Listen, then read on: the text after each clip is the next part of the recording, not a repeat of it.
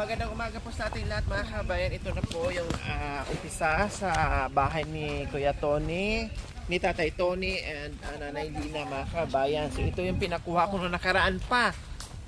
No, bago po mag New Year po mga kabayan, ito yung pinakuha ko sa kanila. No, kailang nadaanan tayo ng Pasko, nadaanan tayo ng bagong taon. Tapos nagbisi-bisihan yung gagawa. Siyempre wala sila dito, may pinuntahan din. Kaya ngayon po mga kabayan, kumpleto na sila. Dapat nung nakaraan pa ito mga kabayan, no? Kailang meron silang pinagkaabalahan din po mga kabayan. No? Malayo po kasi ang biyahe namin mga kabayan, malayo po ito. No, kailangan talaga namin ay dalawang kulong-kulong kasi nga ay maihatid para maihatid doon sa kabilang bayan, kabilang lugar po mga kabayan. Malayo po yon. So ayan, maumpisahan na. Diyos ko, pasensya na po doon sa ating mga sponsor dito sa pabahay ni Tatay Tony and Nanay Lina. So di bali, matatapos natin ito, no, na mapaayos na natin yung bahay ni Nanay Lina and Tatay Tony na halos magigiba na, no, at papalitan na natin kahit hindi kalakihan, basta matibay, maliit, cute, at hindi na sila mangamba pag matutulog sila doon.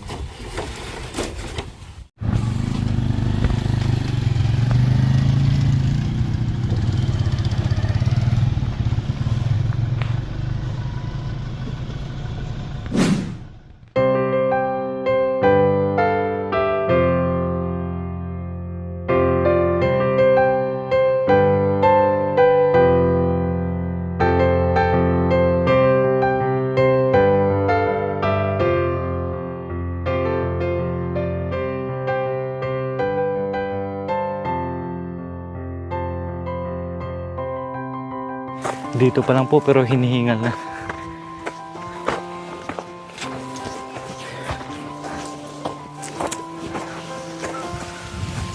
Wow!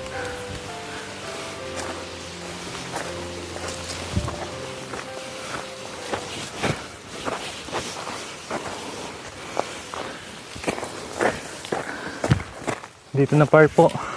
Hindi masyadong halata sa camera. Dito napakatarik. Oh, ouch.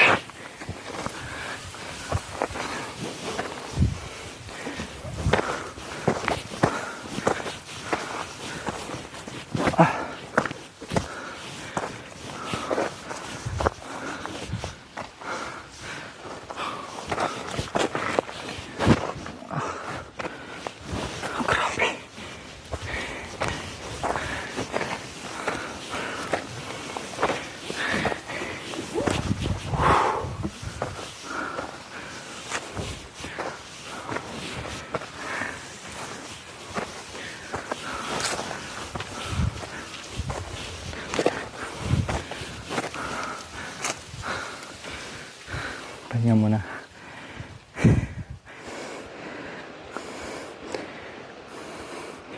A few moments later.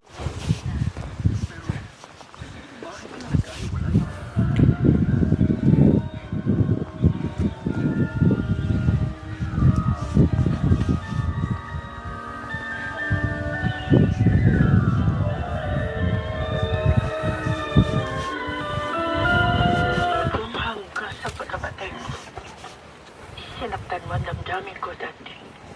Ano yun na? Ay! Ay! Sino kasama? Ako lang po. Mayroon tanghali. Anak! Ay, may wasupan. Boy. Aray ko, pahinga muna. Sige. Magandang tanghali po. Magandang tanghali naman. Ano po yung niluluto nyo? Nagpapaksiw ng bangos na kasi nagbenta ako ng kapaya. Wow, bangus. Ako na ano doon Po? Nadala ako nagbebenta ng kapaya dyan sa baba. Ah.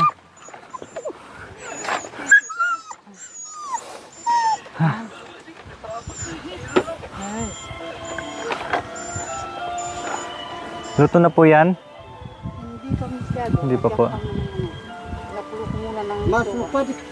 Mundang tanghali tayo ito eh. Baba po tayo mamaya ah. Nandun po sila. Umpisa na po natin yung bahay nyo. Ayan, wow, sarap paksiw.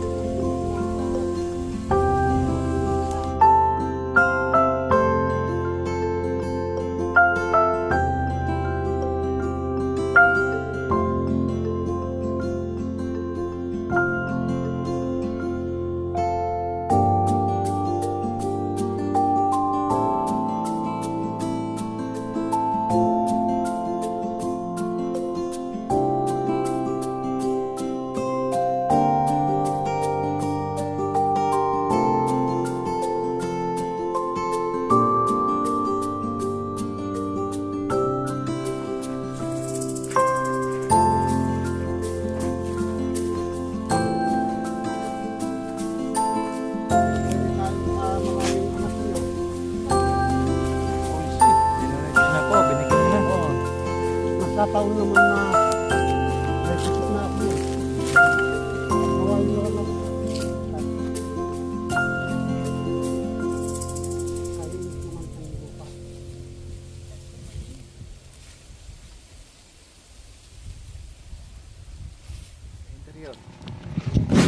Hello, good morning po.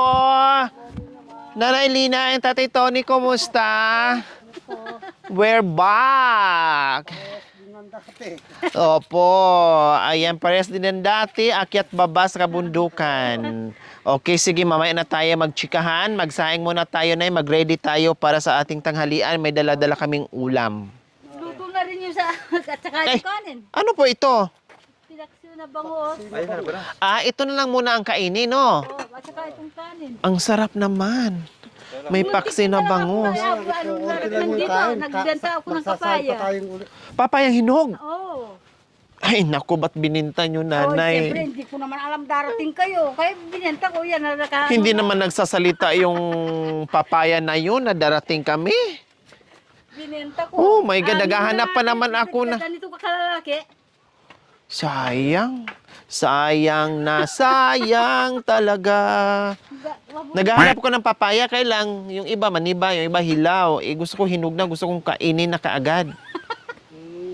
Nadili po yung ano natin, Tay, Nay, kasi yung gagawa sa atin, nagbakasyon, busy, nadaanan tayo ng Pasko, nadaanan tayo ng New Year, tapos hindi kumpleto, kaya ngayon lang nakabalik. Buti nga dapat nga next week pa yan sila. Sabi ko, wag na isingit yung bahay ni Nanay Lina at Tatay Tony para magawa na. Kaya ayun, pinakausapan ko. Ito, may dala kaming bigas para konsumo sa trabahante natin, sa ating lahat. Para hindi na natin problemahin yung bigas natin. Opo, ang problema, katulad nito mga kabayan, no? Naihatid na yung mga buho. Last 2 weeks pa yan, nandyan na yung buho. Ang problema ngayon, 2 kulong-kulong ang naghatid, yung isang kulong-kulong na platan. Kaya ngayon, sinudodoon yung isang kulong-kulong para hakutin naman yung buho, and then yung isang kulong-kulong pupunta sa bayan para magpa-vulcanize. Gaya ganyan. Napakalayo kasi nito mga kabayan, kasi yung ating karpintero ay tag sa ibang bundok po mga kabayan. Tapos sila ni Tate sa kanina na ibang bundok din. Kailangan pa namin mag-helicopter bago makarating dito sa tuktok na kabundukan. Yung dito ko naman papagawa, wag na dito dahil masyado maano sa daan dito. Ay, dyan na, sa may patag. Oo, nakasayang mo.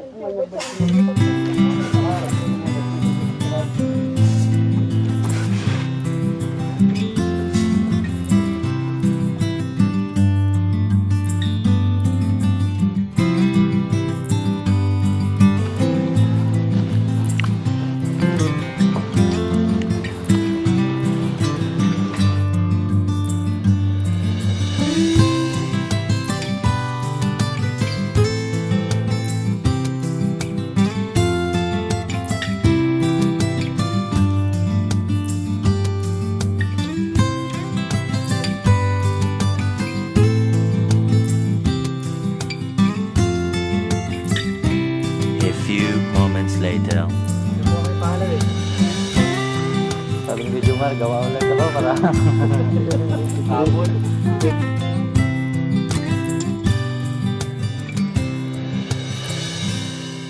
So ayan po mga kabayan, magandang tanghali, kain po tayo, kumain muna sila, kami katatapos lang kumain kasi may baon kami, kinain namin, sayang naman, mapanis lang. Ulaw namin, inihaw na danggit o malaga. Sobra po kahapon mga kabayan, binaon namin kasi ang dami, hindi naubos. So ngayon, bumili ako ng chicken, no, 1.5 kilo para lagyan ng sabaw, papaya at malunggay para masarap yung kain nila kasi malamig dito, ang lakas ng hangin. No, malamig dito mga kabayan. Pero dapat kanina hindi na sana magluto ng ulam kasi may bangos na sinanay sana. Kailang matagal dahil nga naplatan yung isang kulong-kulong na pinagsakyan ng pinagargahan ng buho. Kaya ayun, nakahabol. Kaya ayan, oh, tama yan. Mainit-init yung sabaw. Sige, kain lang po kayo. Katatapos lang po namin. Sumakit ulo ko. A few moments later.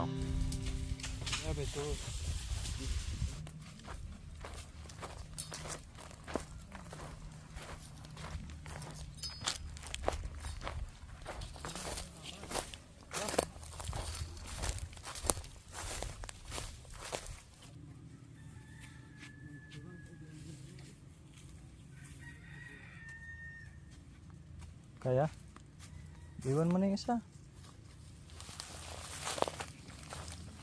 Hirap, walang tali.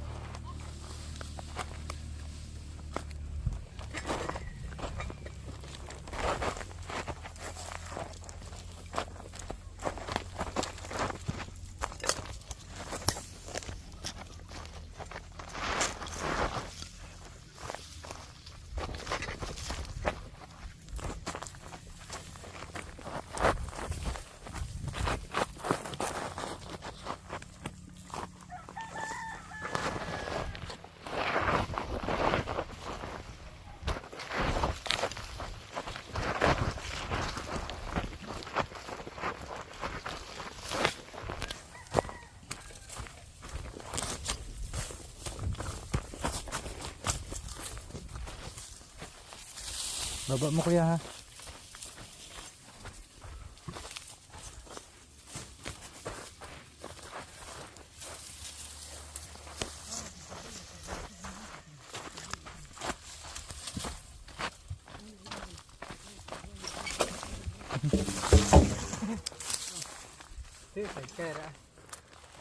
Hirap, di kasi nakatali no. Hindi nakatali.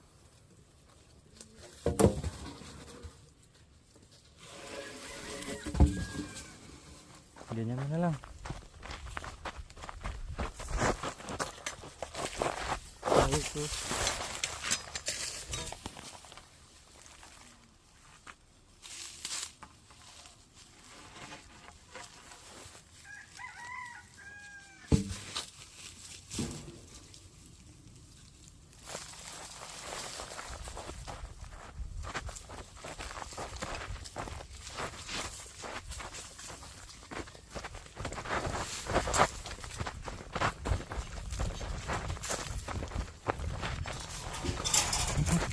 Ito.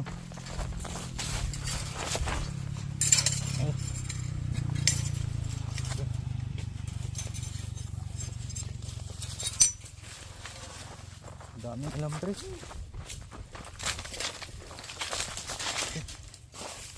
Meron pa dyan.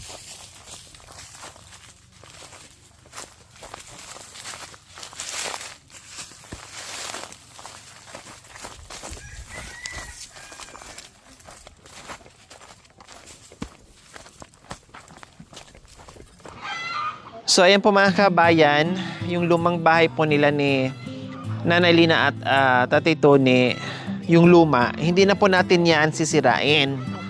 No, ang gagawin po dyan, hayaan na lang yan dyan, no, hanggang matumbay sa dyan. Doon na tayo gagawa ng bahay, yung pinaglagyan po ng mga pangposte. So dyan na po buuhin ang bahay kubo ni Nanay Lina and Tatay Tony. Okay na rin yung po mga kabayan, no? Okay na rin po yun dahil para hindi na doble trabaho, no? Yung itrabaho nila, iakyat na lang nila doon sa bundok at manguha na lang ng kahoy. So yun po yung gagawin mga kabayan.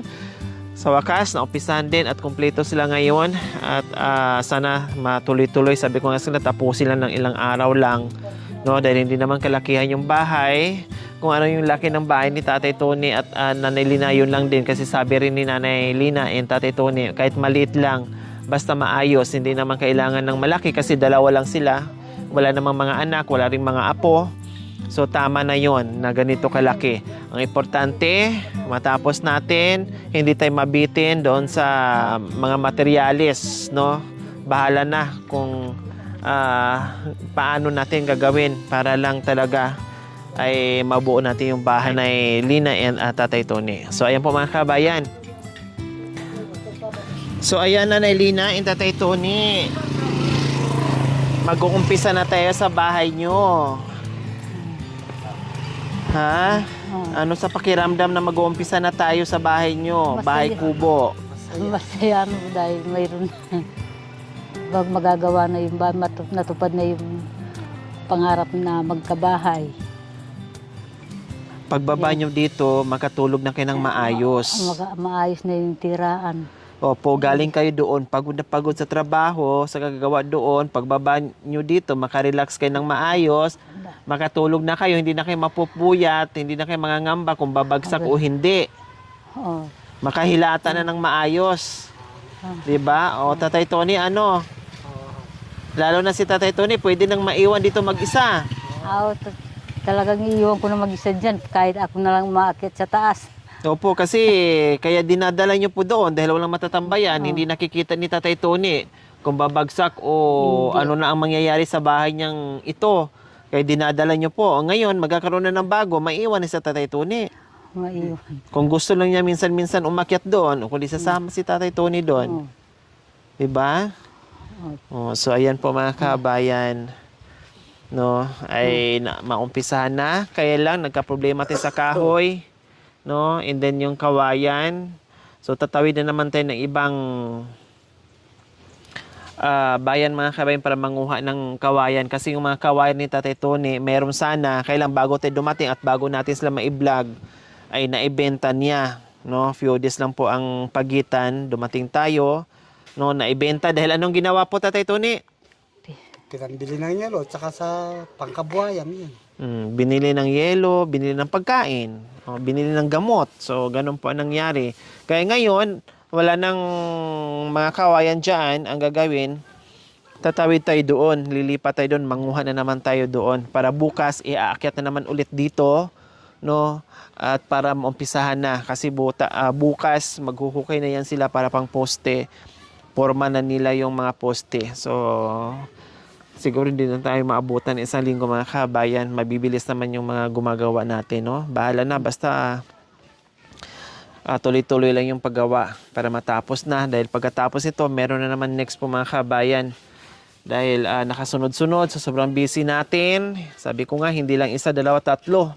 Kundi ang daming nag-aantay, ang daming naka-line up na gagawin. Para na nga akong trumpo mga kabayan kahit may mga sakit. no, hala, sige pa rin katulad ngayon, masama pakiramdam ko, pero talagang umakyat pa ako dito sa kabundukan para maumpisan, masamahan ko yung gagawa ng bahay, no? Pero yung cameraman natin, masama din ang pakiramdam nila. Tapos ako na naman ngayon, mga kabayan, palitan na lang dahil uso ngayon ubo-sipon, Oh. no? Sobrang dami ng schedule natin kahit weekend po, mga kabayan, sa Saturday, Sunday. Hindi na nga natin yung pinahinga, dapat rest day yan, pero nandito pa rin tayo sa iba't ibang bundok, akit baba.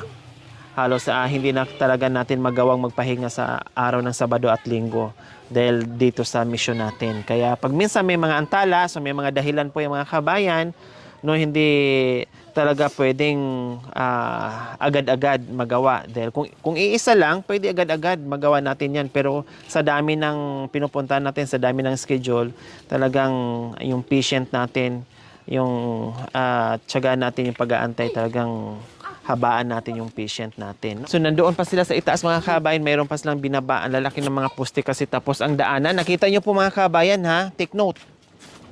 Nung pumunta kami kay Nanay Lina and Tatay Tony, kung ano yung inakyat namin, doon din galing yung itong mga kahoy at binaba ng mga karpintero natin. Napakahirap at napakabigat ng mga kahoy. Ganun ang daanan. Nakita nyo naman yung unang vlog namin o pangalawang vlog namin na pumunta po kami doon kung gaano kahirap. So yun po yung dinaanan ng mga karpintero natin ngayon. Super hirap, super bigat ng mga dala-dala nila. Ayun po sila. Hindi na umakyat, no? Hindi na rin ako umakyat kanina, mga kabayan, kasi sabi ko baka matuluyan ako. Dahil ang sakit na ng katawan ko, para ako nahihilo. Kaya sabi ko, yung cameraman na lang natin, nagpaakyat na lang ko ng isang cameraman doon sa itaas. Para at least makuhaan lang yung naghahakot ng kawayan. Ayan, merienda natin. Nabili ko yan doon, mga kabayan. Oh, di ba? Bumili ata ako ng 5 piling ata o 4 na piling. Inog. Opo. Doon kay Jomar po yan ay binili ko. Kasi pag saging talaga, nako, saging papaya, yan ang mga gustong-gusto kong kainin. Kaya bumili ako kaagad.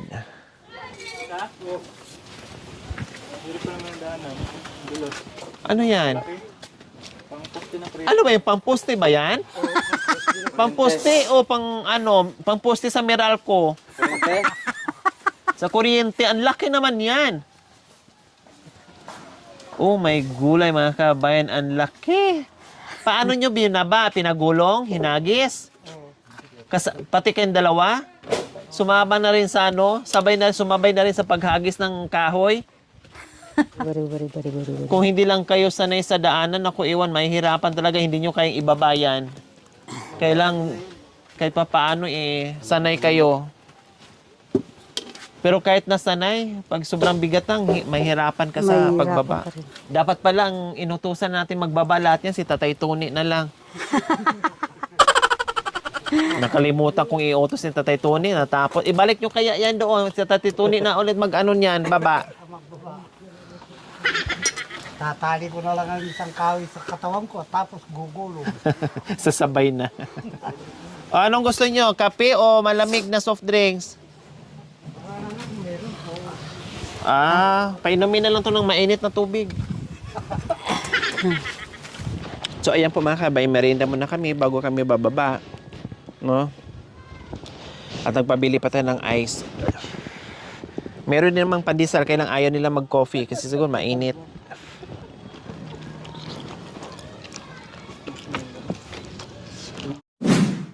Thank you for watching. Don't forget to like, share, and subscribe. Hey there. Subscribe to my channel. And also press Lori this bell Aquino icon. Talita, mabuti ang puso, di kayo hahayaan, tutulong sa mga kababayan.